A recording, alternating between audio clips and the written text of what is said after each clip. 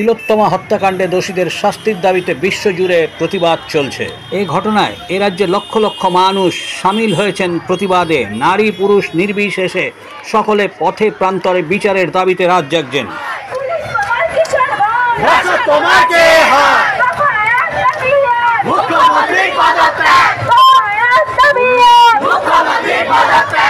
প্রায় এক মাস অতিক্রান্ত হতে চললেও তিলোত্তমা হত্যাকাণ্ডের বিচার এখনও মেলেনি বলে অভিযোগও উঠছে। বিশ্বজুড়ে প্রতিবাদের পাশাপাশি পূর্ব বর্ধমানের প্রতিবাদী শিল্পী স্বপন দত্ত বাউলও কিন্তু থেমে নেই। তিলোত্তমা খুনের পরদিন থেকেই তিনি প্রতিবাদে সোচ্চার। সামিল হয়েছেন আরজিকর হাসপাতাল থেকে শুরু করে পথে ঘাটে ও প্রতিবাদী সভাগুলিতে। এই ঘটনার দ্রুত বিচার চেয়ে তিনি তার প্রতিবাদী বাউল গানে দোষীদের শাস্তি ও বিচারের দাবিতে সরব হয়েছেন। নারীরা যাতে সুরক্ষিত থাকতে পারেন তারই বার্তা নিয়ে তিনি এখন রয়েছেন দার্জিলিংয়ে। সেখানে গানে গানে প্রতিবাদের ঝড় তুলেছেন তিনি। আসুন দেখা যাক সেখানে প্রতিবাদী ভূমিকায় স্বপন দত্ত বাউল। আমি দার্জিলিং এসেছি, আজকে দাঁড়িয়ে আছি, দেখতে পাচ্ছেন দার্জিলিং এর যে টয় ট্রেনের জায়গাটা, স্টেশন, টয় ট্রেন স্টেশনে দাঁড়িয়ে আছি।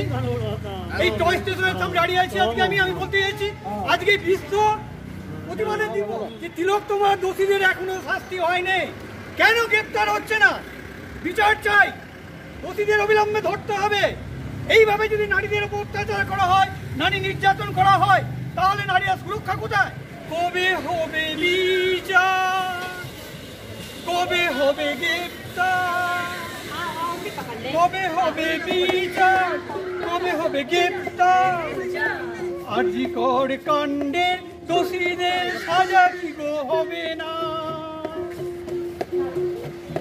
তিলোত্তমা দোষীদের বিচার কি গো হবে না? তিলোত্তমা দোষীদের বিচার চাই, শাস্তি চাই। কবে হবে গ্রেপ্তার? কবে হবে বিচার? কবে হবে বিচার? কবে হবে গ্রেপ্তার? পরিমল কর্মকারের প্রতিবেদন, এখন দিনকাল নিউজ, কলকাতা।